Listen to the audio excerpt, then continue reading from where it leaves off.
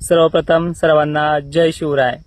मित्रांनो, 4 दिवसापूर्वी जी तुम्हाला सांगितलंय की 2 तारखेपासून मान्सून सारखे काळे ढग महाराष्ट्रभर फिरणार आहेत.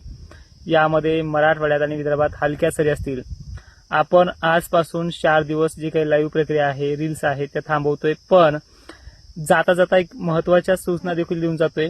जे खानदेशचे भाग असेल, विदर्भ असेल, मराठवाडा असेल आणि पश्चिम महाराष्ट्र असेल, अवघ्या 5च दिवसामध्ये ती परिस्थिती आपल्याला पाहायला मिळणार आहे, ज्या परिस्थितीची आपण वाट बघतोय. म्हणजे हे भयानक पडलेलं जे काही ऊन आहे आणि हे जे टेम्परेचर आहे, काळ्या भोर ढगांमुळे वाऱ्याची देखील दिशा पश्चिम पूर्व अशी मान्सून सारखीच. कदाचित असं वाटू लागेल तुम्हाला की मान्सूनच आलाय, पण 8 तारखेपर्यंत मान्सूनचा मोठा पाऊस नाहीये, जो सर्वशाम पडत असतो तो नाहीये.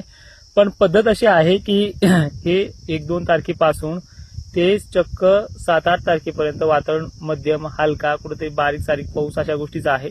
पण याच्यामध्ये एक फायदा काय आहे माहिती का? जे काळे भोर ढग आहेत त्याची संख्या जी आहे सावली धरून राहणारी, म्हणजे जे काही आता पिकं घेतलीत मिरची उत्पादक शेतकऱ्यांची, जो भोकरदन जाफराबादला काही ठिकाणी चांगला पाऊस झालाय, काहींना नाही झालाय, पण त्यांना अजून आस लागली की या 2-4 दिवसात जर मोठा झाला तर फायदा आणखीन होईल. पण ह्या 4 दिवसानंतर, म्हणजे अवघ्या काही दिवसाचा कालावधी बाकी आहे, तर हा 2 तारखेपासून ही परिस्थिती निर्माण होणार आहे. त्यामुळे तुमचा तो फायदा होऊ शकतो. फक्त 4 दिवस तुम्हाला पाणी जास्त लागणार आहे, नंतर थोडंफार दिलं तरी 2-4 दिवस धकवू शकतं. मग आता परिस्थिती आहे का? खानदेशकरांना दिलासा फक्त एवढा असेल की 2 तारखेपासून 30 तारखेपासून ह्या ढगांचं आगमन जास्त होईल. सध्या तिथे पाऊस नाहीये, 4-5 दिवस काहीच नाहीये. विदर्भाला आणि मराठवाड्याला जे आता पडतंय स्थानिक वातावरणाचं कुठे मोठे ते आजचे दिवस आहे. वाशिम वगैरे भाग, नांदेड वगैरे पट्टे, विदर्भातल्या काही भागांमध्ये, मराठवाड्याच्या काही भागांनी व्याप्ती जास्त नाहीये. पण 30 आणि 31ला परत देऊळगाव राजा परिसर असेल, मेहकर, बुलढाण्याचे काही भाग, इकडे जालना मंठे पट्टा असेल, मराठवाड्यात सुद्धा बीड वगैरे भाग असेल, या भागांना परत तो पाणी येणार आहे. ठीक आहे.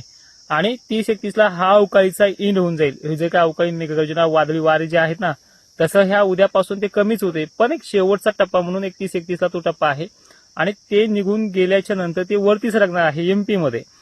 एमपीमध्ये मेघगर्जना थोडीफार काल कशी देऊळगावला गारपीट झाली तशा पद्धतीने 1-2 ठिकाणी तिथे होऊ शकते, पण एमपीमध्ये जवळपास 40% भागांना हा पाणी होण्याचा अंदाज आहे. ते वरती सरकून जाणार अवकाळी आणि मान्सूनला खालनं, म्हणजे कर्नाटक मार्गे मान्सून महाराष्ट्रामध्ये, तळ कोकणामध्ये, ह्या भागामध्ये 6 तारखेपर्यंत दाखल होईल.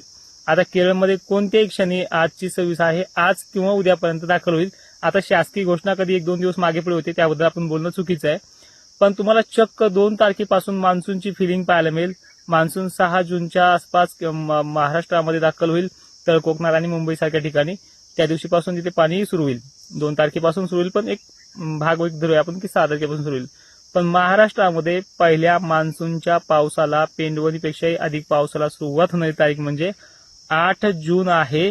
आणि ह्या 8 जून पासून भोकरदन, जाफराबाद, जालना, बीड, मराठवाडा, विदर्भाचे अनेक भाग, पश्चिम महाराष्ट्रातही सरी कोसळते, पण तिकडे वाऱ्यामुळे, थंड वातावरणामुळे ते कमी होईल त्या काळामधल्या 8 जूनच्या.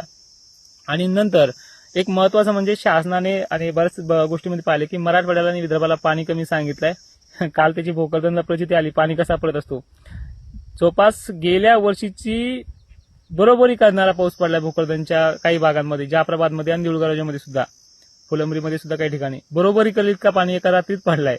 तर ठीक आहे, अजून परतीचा पाऊस तुम्हाला पाहायचा. आणि एक माझा शब्द तुम्ही पक्का ध्यानात ठेवा, हे लोक आता बोंबलायला लागलेत की दुष्काळ नाही. मागे पण तुम्ही उन्हाळ्यामध्ये रेकॉर्ड पाहिलेत, दुष्काळ ह्या वर्षी नाहीच, फक्त 10% पाऊस कमी. तो सुद्धा गेल्या वर्षी 2025ला तो 20% वाढलेला होता, त्यातलेच 10-20% कमी आपण धरूयात.